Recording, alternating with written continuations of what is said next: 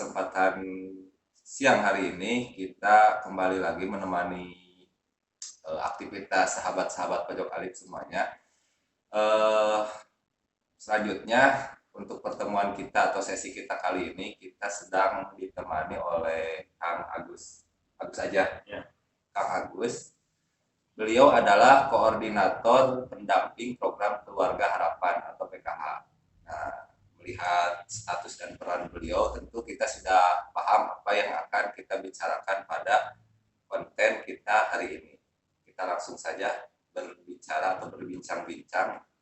Agak ringan, cuman mungkin ada hal yang sangat berbobot dan penting buat masyarakat pojok alit semuanya, khususnya masyarakat Purwakarta. Langsung aja. Kang, apa kabar Kang? Alhamdulillah sehat Kang. Tadi disinggung PKH itu apa sih Kang sebenarnya? PKH itu ya program Keluarga Harapan, di mana program tersebut ada program pemerintah yang bertujuan untuk mengentaskan kemiskinan yang ada di Indonesia dengan titik fokus kita kepada pemenuhan pendidikan dan kesehatan untuk anak-anak.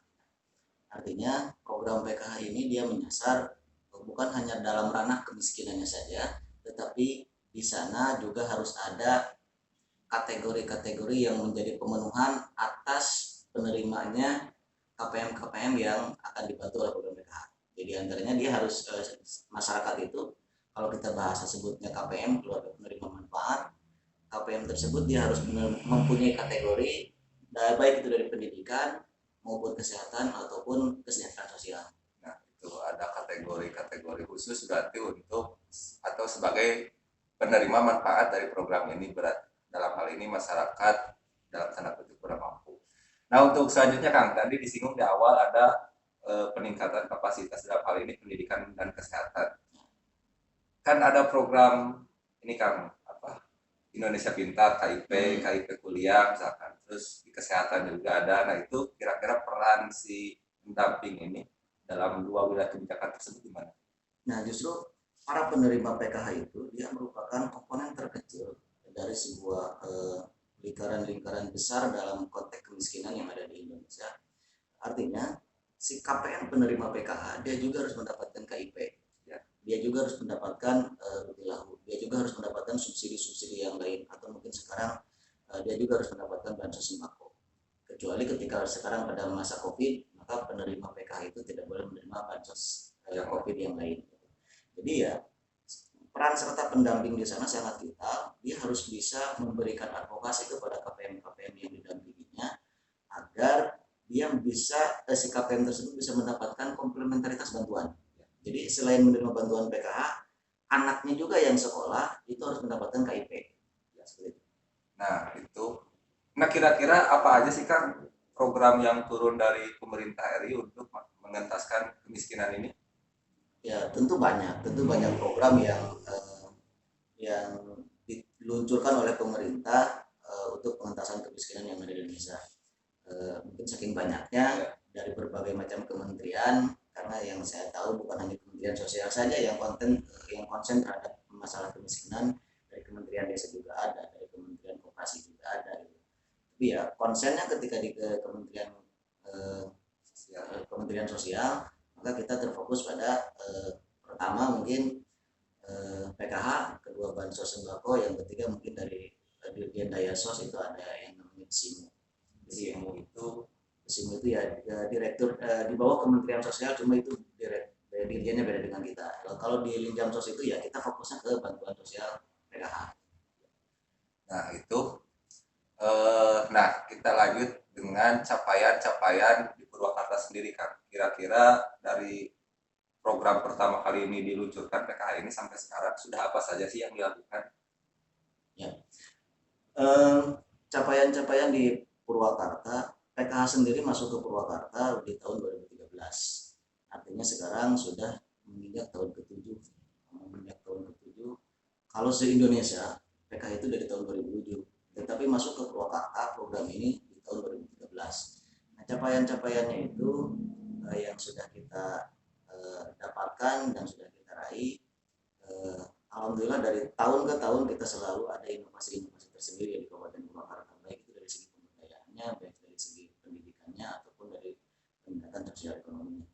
Karena ya di PKH untuk sekarang itu ada yang namanya P2K2, pertemuan peningkatan kemampuan keluarga, di mana di sini ada modul-modul yang diberikan oleh pendamping kepada KPM itu, di mana ya si KPM tersebut dia bukan hanya menerima bantuan begitu saja, tetapi juga harus ada perubahan pola pikir dari KPM tersebut. Harus ada peningkatan kapasitas dari KPM tersebut, baik dari segi pembelajaran, pendidikan untuk anaknya, baik segi untuk kesehatan, modul ekonominya berarti untuk kewirausahaan dan cara pemanfaatan uang. Nah, itu yang menarik tadi semacam ada modul buat penerima berarti ya, Ya, penerima program. Nah, tadi disinggung juga masalah meningkatkan pendidikan dengan si anak, misalkan dan lain. Itu bentuknya seperti apa sih, Kang? nah kalau bentuk baku dari juknis kita di PKH, jadi si pendamping itu dia wajib melakukan P2K2 setiap bulan, melakukan pertemuan kelompok dengan para penerima bantuan PKH tiap bulan di masing-masing kelompok. Satu kelompoknya itu ada yang 30, ada yang 20, tergantung biasanya ditentukan oleh teritorial jumlah RT. Kalau di RT tersebut banyak penerimanya ya berarti dalam satu RT gitu. Tapi ya ketika dalam masa pandemi itu dikurangi, yang biasanya nyampe 30 sekarang ya nyampe 15 lah paling maksimal. Ya, P2K2 itu dia memiliki modul-modul tertentu, para pendampingnya sudah dilatih memberikan supaya pintar bisa memberikan materi kepada KPM menerima dengan bahasa yang ringan, dengan bahasa KPM, dengan bahasa masyarakat yang tentu saja tujuannya agar mudah dicerna, agar mudah diaplikasikan oleh para penerima manfaat. Tetapi di sisi lain, kita di Purwakarta ada kegiatan-kegiatan pemberdayaan tertentu yang mungkin ini menjadi nilai lebih di Kabupaten Purwakarta. Nah, kira-kira apa itu, Kang, nilai lebihnya itu? Nilai lebihnya itu ya eh, kita di satu kecamatan, di Kecamatan Pleret ya contoh, kita sekarang sedang mengadakan namanya pijar. Pijar itu mimpi belajar. Mimpi belajar itu adalah salah satunya kita angkat dari salah satu modul pendidikan dan pengasuhan untuk anak. Di program ini, program pijar ini bertujuan agar anak-anak penerima bantuan PKH ini bisa melanjutkan kuliah, bisa melanjutkan pendidikannya, karena bantuan PKH itu dia terhenti ketika si anak tersebut sudah lulus SMA. Tetapi ya kita tetap memberikan motivasi kepada anak-anak KPM yang memiliki potensi untuk melanjutkan kuliah. Cara memberikan motivasinya ya kita running ke tiap-tiap sekolah SMA yang anak-anaknya yang sudah kelas 12, kita memberikan motivasi tentang pentingnya kuliah. Terus kemudian apabila anak tersebut sudah termotivasi untuk melakukan kuliah, nah kita di lingkup pendamping sosial Kabupaten Purwakarta melalui kegiatan yang namanya pijar, mimpi belajar, si anak tersebut kita berikan materi-materi agar dia bisa lulus UTBK, maka agar dia bisa lulus seleksi SBMPTN, ya minimal bisa lulus di perguruan-perguruan tinggi yang ada di Jawa Barat lah minimal. Nah, itu yang keren. Nah, itu, Kang, tadi misalkan ada program pendampingan buat lulus UTBK atau SNPTN, SBMPTN misalkan. Nah, kira-kira itu inisiatif pendamping di lapangan atau memang ada semacam keharusan dalam bentuk peraturan misalkan untuk melakukan hal tersebut? Enggak. Ini sebenarnya hanya bentuknya inovasi dari kita saja, inovasi dari kita yang sinergi dengan program PKH. Artinya kita melakukan inovasi-inovasi di lapangan tanpa merubah titik fokus tujuan PKH pengentasan kemiskinan dalam hal pendidikan itu. Jadi ya ini sangat membantu program. Jadi enggak ada aturan dari pusat harus mengadakan kegiatan ini gitu, enggak. Yang ada di pusat itu pendamping wajib melakukan P2K2 tiap bulan, KPM juga wajib mengikuti kegiatan P2K2. Nah, adapun ketika di Purwakarta untuk pendidikannya kita mengadakan pijar, itu adalah salah satu inovasi dari kita. Artinya ya ketika si anak KPM tersebut kita bimbing, kita bina supaya dia bisa lulus SBMPTN, dan sekarang sudah ada beberapa anak KPM yang sudah lulus, dan di tiap tahun alhamdulillah kita selalu menelurkan anak-anak KPM yang bisa masuk ke perguruan tinggi negeri. Nah, itu Pak Mensos mohon untuk dicatat, barangkali mungkin besok atau lusa Pemensos nonton channel ini. Purwakarta Pemensos ya. Nah, kira-kira gini Kang, kira-kira kapan atau mungkin nggak program pijar ini diikuti oleh satu Purwakarta gitu kan? Kan banyak juga yang dari Purwakarta Kota, Bojong, Wanayasa gitu misalnya. Nah, justru ini kan cakupannya bukan kita di Pleret itu hanya lokasinya saja. Ya. Tetapi ya cakupannya kita untuk satu kabupaten. Di anak-anak KPMPK yang sekarang kelas 12 itu bisa mengikuti kegiatan itu. Siapapun itu gitu, siap bisa mengikuti itu. Karena ya kita memanfaatkan sumber daya yang ada dimiliki oleh kita SDM PKH itu ya sampai sekarang mumpuni lah untuk mengadakan kegiatan itu. Karena ya ada yang lulusan ITB, ada yang sekarang pernah aktif di dunia bimbel gitu, baik dunia bimbel yang sekarang lagi rame kan. Nah itu ada yang pendamping PKH yang alumni jadi pengajar di sana. Maka ketika kita bantu agar para pendamping ini membuat satu kreativitas seperti itu, mereka antusias, ya udah kita bergerak bersama.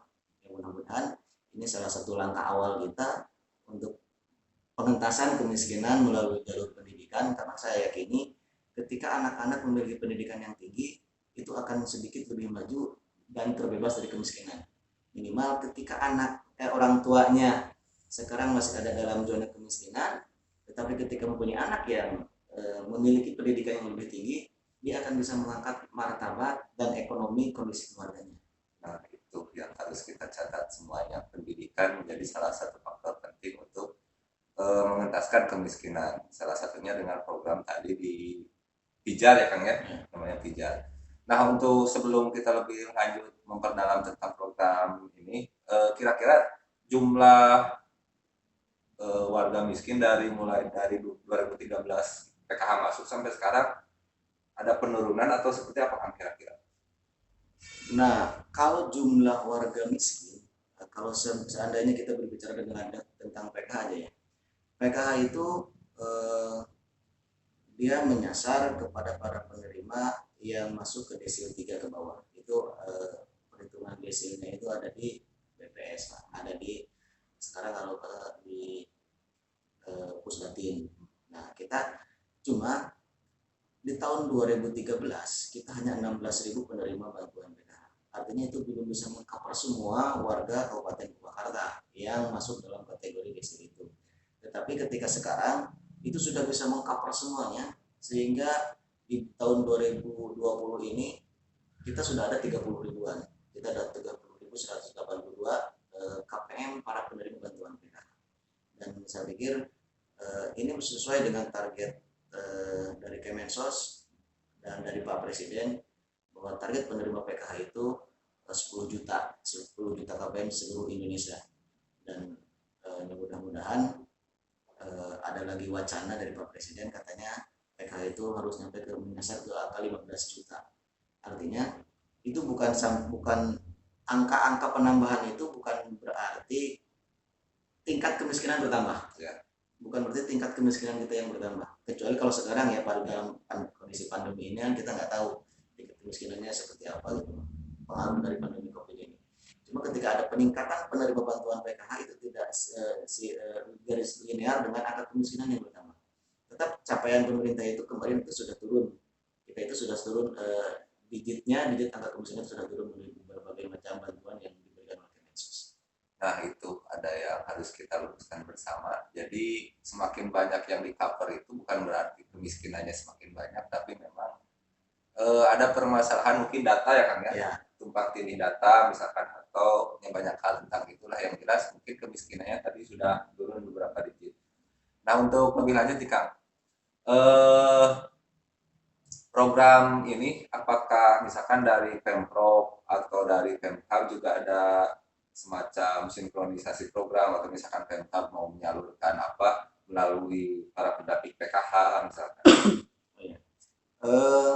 Saat ini kita mungkin dari tahun kemarin kita sudah bergerak di Kubur ya, kelompok usaha bersama yang salah satu penerimanya adalah para penerima bantuan PKH.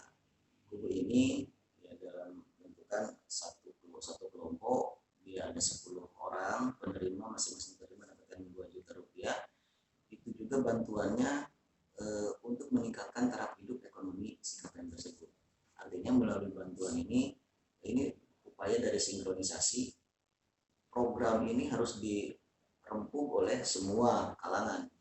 Artinya ketika PKH ini bantuannya hanya berupa uang untuk peningkatan pendidikan dan kesehatan, ditambah lagi bantuan-bantuan yang lain untuk peningkatan pemberdayaan KPM-nya. Maka salah satu bentuk programnya ya seperti itu. Kita ada bantuan Google, mungkin ada juga kemarin itu bantuan berupa Rutilahu, rumah 3 layak huni, itu juga salah satunya diterima oleh para penerima PKH. Nah, oke, kita mungkin bukan yang terakhir. Kira-kira tantangan yang selama ini ditemukan dalam rangka menjalankan program PKH ini apa sih, Kang?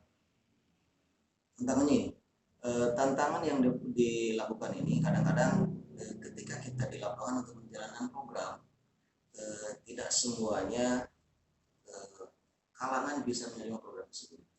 Ada saja satu kalangan atau beberapa orang yang memang ketika datang satu program dia harus mencari tahu dulu plus minus dari program tersebut.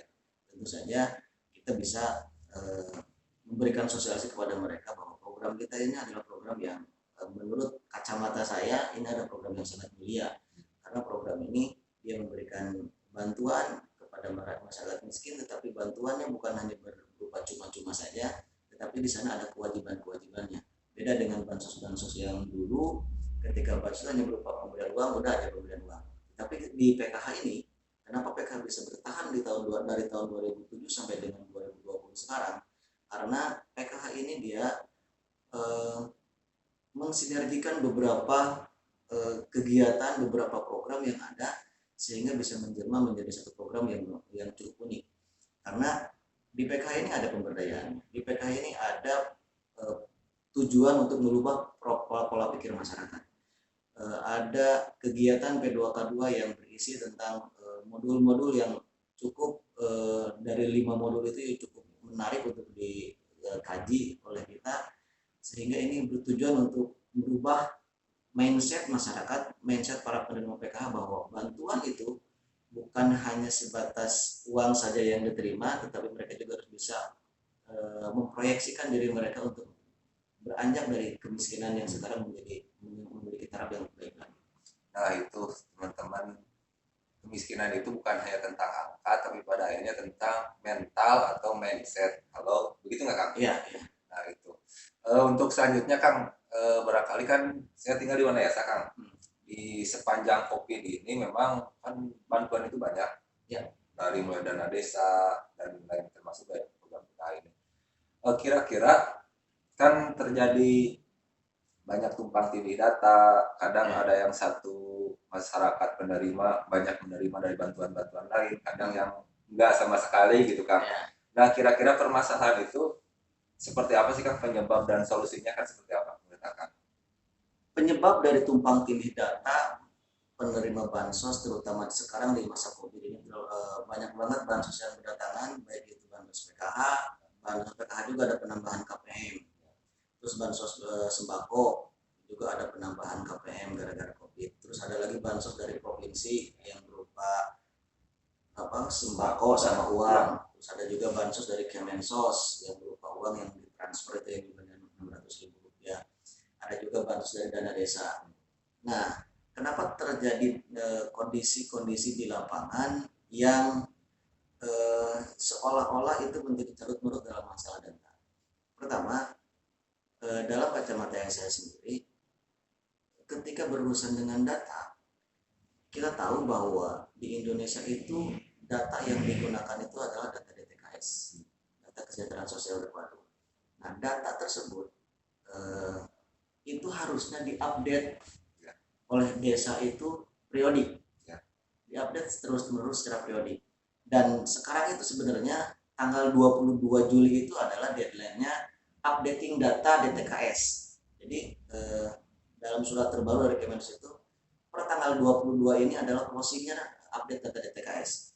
Nah, kenapa di lapangan banyak KPM yang banyak penerima-penerima bansos yang pada kenyataannya masih sangat miskin, masih sangat membutuhkan, tetapi tidak mendapatkan bantuan. Beda halnya ada yang sudah punya mobil, ada yang sudah punya motor, tetapi dia dapat bantuan itu. Nah, maka itu salah satu penyebabnya adalah di updating data. adalah di updating data. Siapa yang mengupdate data? Yang mengupdate data itu adalah adanya di tingkat desa. Jadi ketika melakukan updating data, desa itu dia harus melakukan musdes, harus melakukan musyawarah desa ketika si A ini, karena kan ketika data tidak diupdate itu menggunakan data-data yang dulu kan kondisinya akan berbeda. Bisa jadi ketika beberapa tahun yang lalu keluarga ini masuknya masih kategorinya miskin, tetapi ketika karena dia punya warisan mungkin kalau kata mungkin dia usahanya maju, beberapa tahun kemudian menjadi kaya. Nah, tetapi ketika datanya tidak diupdate, maka kondisi yang dulu ini akan sampai dengan sekarang. Maka ketika turun bansos, baik itu bansos COVID ataupun bansos apa, itu akan terjadi salah sasaran. Karena dari pusat, dia mengambil data dari DTKS. Ketika DTKS tidak diupdate, ya maka kondisi-kondisi yang dulu yang sekarang diberikan bantuan. Jadi ya, itulah kenapa sekarang carut marutnya bansos yang sekarang itu titik fokusnya adalah di updating data. Makanya porsi idealnya ketika kemarin kita rame-rame bansos COVID itu terbagi dua nih bansos ini.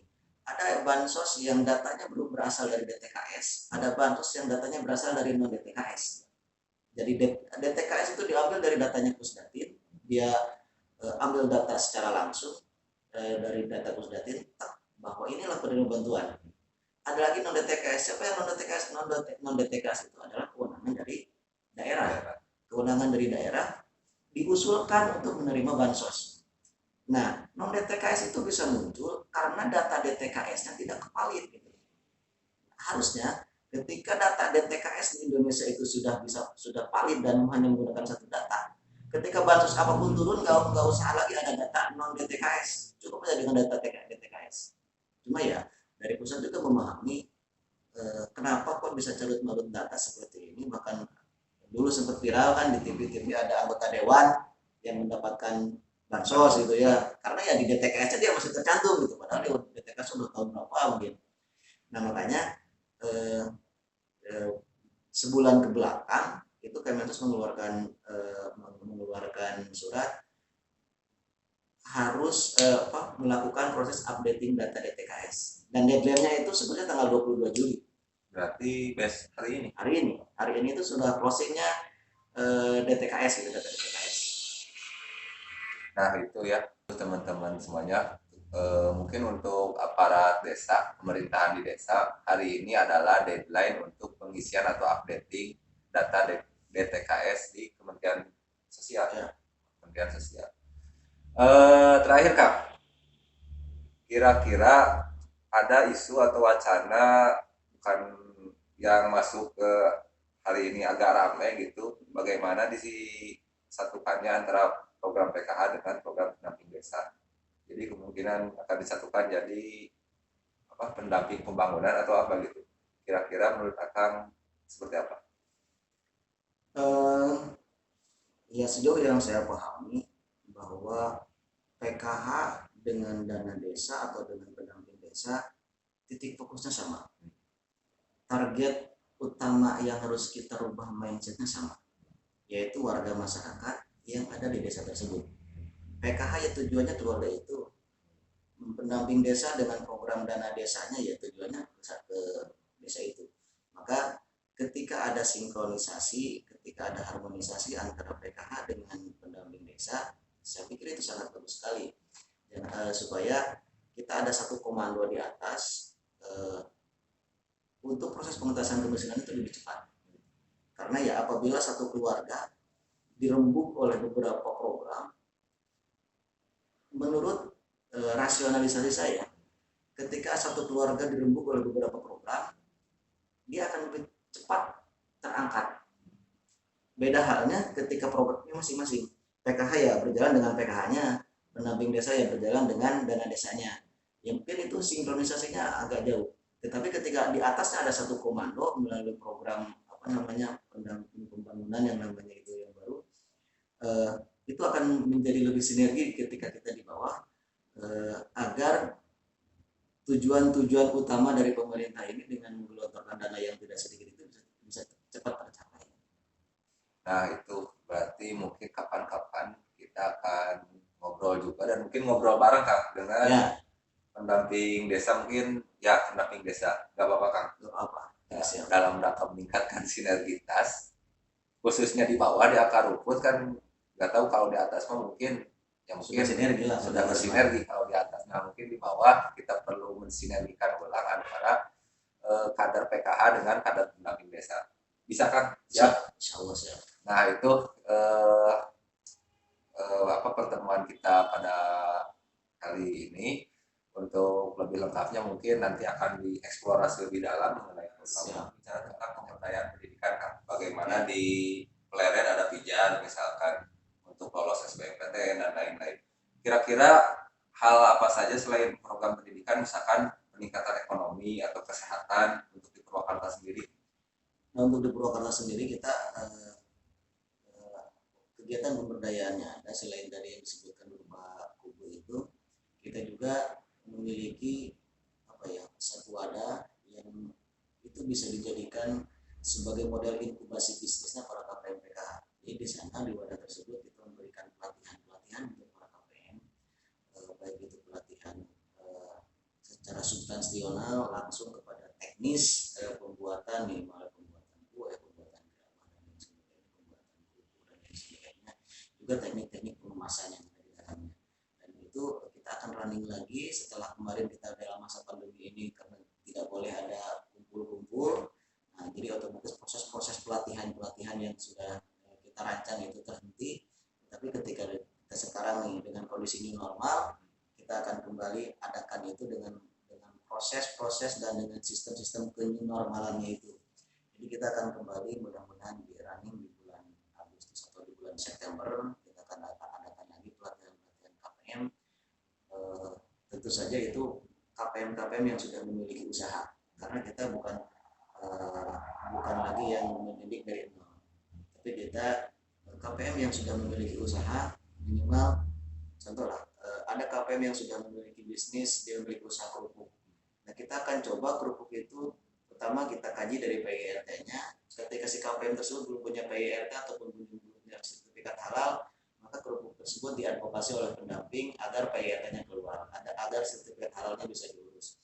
Terus kemudian dari segi kemasan, kita coba kemasannya itu jangan hanya kemasan yang polos saja, plastik polos pakai lilin di belakang seperti itu, tapi kita coba melakukan modernisasi dengan cara sealer. Ataupun dari teknik pemasarannya, selain pemasaran dari warung ke warung, kita coba dengan online ataupun pendamping biasanya bisa lebih inovatif dengan pemasaran dengan link-link yang dimiliki oleh pendamping. Nah, pemberdayaan yang seperti itu di tahun 2019 sudah kami lakukan dan di tahun 2020 ini di bulan Agustus nanti dan Agustus atau September kita akan laksanakan lagi. Dan alhamdulillah ketika kemarin ada Pamensos di tanggal 2 Juli kalau nggak salah di tanggal 2 dan 3 Juli itu di Bandung. Alhamdulillah Kabupaten Purwakarta ini ada satu KPM yang terpanggil untuk mendapatkan penghargaan dari Pak Menteri Sosial. Dia diberikan penghargaan karena dia memiliki usaha dan usahanya sudah maju. Itu dari Kecamatan Kirapedes, namanya Ibu Jamila, dia memproduksi penyulingan minyak cengkeh.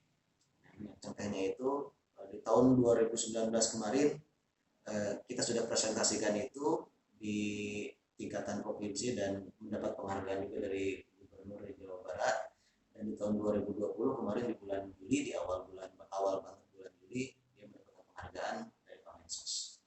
Nah itu teman-teman semuanya program pemberdayaan di bidang ekonomi. Nah berarti kan ada semacam UMKM baru hasil dari advokasi si kantor PKH ini. Ya, jadi ada UMKM baru. Jadi bahasa kami itu, bahasa saya itu adalah namanya KPM naik kelas. Oke. KPM naik kelas itu berarti ya asalnya KPM, tapi kita usahakan menjadi UKM. Nah, ketika KPM menjadi UKM kan dia bisa ada peningkatan standar ekonominya, strata ekonominya dia akan menjadi meningkat. Ketika sudah menjadi UKM, maka kita akan sinergikan dengan Dinas UKM yang ada di Purwakarta. Nah, biasanya di Dinas UKM itu dengan Dinas UKM, kalau saya biasa koordinasi dengan Pak Nizar, Pak Kabinnya, selalu terbuka, beliau itu selalu terbuka untuk memberikan pendidikan untuk para KPM yang sudah memiliki bisnis. untuk memberikan pelatihan-pelatihan. Jadi tahun 2019 sudah berjalan dan kita bekerjasama dengan dinas sosial setempat, dengan dinas sosial kabupaten, karena ya anggarannya ada di sana. Dinas sosial Kabupaten Purwakarta itu tidak ada anggaran untuk pelatihan UKM, tetapi di dinas koperasi itu ada anggarannya. Kita coba sinergi dengan ke sana. Yang penting sasarannya sama. Target dari dinas koperasi ya sama pelatihannya ke masyarakat. Ya kita juga sama, KPM kita juga masyarakat orang Purwakarta. Jadi kita sinergi ke sana. Nah, PR buat Bapak Bupati, ya Ibu Bupati dan semua yang ada di Purwakarta, kapan kita ngobrol untuk misalkan tadi ada beberapa hal tentang mengentaskan kemiskinan yang memang menjadi PR bersama, khususnya untuk Kabupaten Purwakarta. Nah, terakhir Kang, eh, apa sih misalkan apa saja tadi kan program pemberdayaan apa saja selain ekonomi dan tadi pendidikan yang mungkin bisa Kang share ke sahabat pada kalian semuanya. Pemberdayaan ya, kalau dari kesehatan kita masih berkutat pada proses-proses yang sudah berjalan seperti biasa. Posyandu mungkin ya pendamping itu hanya mengadvokasi KPM yang memiliki anak balita yang ibunya sedang hamil, KPM sedang hamil untuk pemeriksaan kehamilan dan balitanya di posyandu. Itu sudah kita rutin lakukan karena itu sudah menjadi bagian dari tupoksi di mana pendamping itu harus melakukan verifikasi kesehatan, dan ketika si KPM tersebut tidak melakukan kegiatan tersebut, dia punya balita tapi balitanya tidak diperiksa ke posyandu, si ibunya sedang hamil tetapi kehamilannya tidak diperiksa ke posyandu, maka bantuannya akan di pending. Artinya si KPM tersebut akan kena punishment. Kenapa kita lakukan seperti itu? Ya sekali lagi bantuan PKH itu bukan hanya pemberian uang, tetapi dia juga harus ada timbal balik. KPM itu harus bisa komitmen dengan ketika di awal dia sudah berkomitmen dengan pendamping PKH melalui program PKH-nya untuk melakukan semua proses kegiatan PKH, termasuk pemeriksaan kesehatan, termasuk ya anaknya wajib disekolahkan gitu. Nah, kalau ketika si KPM tersebut tidak komitmen dengan apa yang telah ditandatangani di awal pada saat verifikasi validasi awal, maka walaupun dalam tanda kutip dia masih miskin, karena tidak komitmen dia akan keluar dari PKH. Jadi dari untuk proses kesehatan kita hanya sebatas itu. Berarti untuk urusan misalkan BPJS gimana itu kan, misalkan ada yang mau pindah atau memang ada yang kan banyak sekali di Purwakarta itu masyarakat yang memang tidak tercover BPJS misalkan itu gimana kan kira-kira apa saran untuk masyarakat? Kalau BPJS bagi para penerima PKH itu sangat gampang sekali. Jadi ketika ada warga masyarakat Purwakarta yang dia menerima bantuan PKH, tinggal tunjukkan saja kartu PKH-nya, insya Allah akan langsung diproses oleh BPJS. Jadi pendamping hanya mengantar dan mengadvokasi, membuat surat dari dinas sosial. Ketika dia tidak sudah memiliki kartu PKH, bansos PKH, KKS, nah ketika BPJS yang belum diproses, maka dia akan langsung dapat BPJS. Kisnya itu akan langsung keluar. Bagi yang belum gimana kan? Nah bagi yang belum silakan hubungi pendampingnya. Nanti pendamping akan memberikan yang mengadvokasinya nanti pendamping. Nah itu buat masyarakat atau siapapun yang melihat wawancara ini ada penerima PKH ya masyarakat secara umum. Ya masyarakat penerima PKH, tapi juga kan ada masyarakat ini kan memang tidak menerima bantuan, tapi dari kondisi real itu dia layak loh menerima, dalam hal ini misalkan BPJS-nya di cover oleh negara misalkan. Nah, kan ada permasalahan di bawah itu, ada permasalahan itu gitu kan. Nah kalau untuk masyarakat non PKH mungkin alurnya ya sama lah seperti alurnya, dia harus menunggu juga menjadi membuat surat keterangan dari desa, terus kemudian harus ada pengajuan dari dinas sosial gitu. Jadi tidak karena dia tidak punya kartu sakti ya, kan bahasa sekarang itu ketika dia dapat bansos PKH itu adalah dia sudah punya kartu sakti nih, PKH-nya menjadi kartu sakti. Artinya ketika si KPM tersebut mempunyai kartu PKH, maka datang ke BPJS dia akan langsung dilayani. Ketika KPM tersebut punya anak mau sekolah, bisa menunjukkan kartu PKH, maka anaknya akan langsung difasilitasi untuk sekolah di sekolah tersebut. Oke, terakhir Kang, ya, apa yang akan dilakukan PKH Kabupaten Purwakarta pasca new normal ini Kang? Ya, eh, sekali lagi ya, kondisi new normal ini mohon dipahami untuk semuanya bahwa kita bukan kembali normal seperti biasa. New normal itu adalah sebuah kenormalan yang baru. Kita hidup normal seperti biasa, tetapi dengan kondisi yang normal-normal yang baru. Artinya apa? Kita dalam kehidupan sekarang harus ada adaptasi dengan kebiasaan-kebiasaan baru. Ketika akan bepergian jauh, apalagi keluar kota, kita menggunakan masker. Ketika kita ada di satu tempat, kita selalu menyiapkan hand sanitizer. Kemudian ketika pulang dari pekerjaan, kita langsung membuka baju. Terus kemudian kita juga pemberian vitamin ke dalam tubuh kita juga menjadi sangat penting. Artinya ya itu kenormalan-kenormalan yang baru. Kita mencoba hidup normal seperti biasa, tetapi dengan menambahkan menu-menu kenormalan yang baru. Maka dalam proses kegiatan PKH pun kami di lapangan selalu menerapkan itu, baik itu untuk SDM PKH-nya maupun bagi penerima PKH-nya. Ketika KPM PKH melakukan penyaluran bansos PKH, dia datang ke ATM, di ATM-nya itu dia ngantri, maka dalam proses antrinya itu tetap dia protokol kesehatannya harus dijalankan, physical distancing-nya harus tetap terjaga, di ATM tersebut harus tersedia hand sanitizer-nya, terus kemudian si KPM tersebut ketika datangnya ke ATM itu harus menggunakan masker, terus setelah melakukan penyaluran juga dia harus langsung pulang ke rumah, tidak jalan-jalan dulu, dan bajunya juga harus langsung dibuka dan langsung diganti dengan baju yang baru. Nah itu kenormalan-kenormalan yang baru itu terus kita sosialisasikan karena kita nggak mau PKH ini menjadi klaster baru dalam penyebaran COVID-19. Jadi ya sistem itu tetap kita jalankan. Nah itu cukup sudah barangkali ya Kang ya. Siap. Nanti ke depan kita akan ngobrol lagi, mungkin memperdalam tentang isu-isu atau apapun itu tentang permasalahan PKH di lapangan dan lain sebagainya. Terima kasih Kang atas kesempatan dan waktunya. Semoga kita berjumpa lagi dalam keadaan normal yang lebih maksimal. Ya.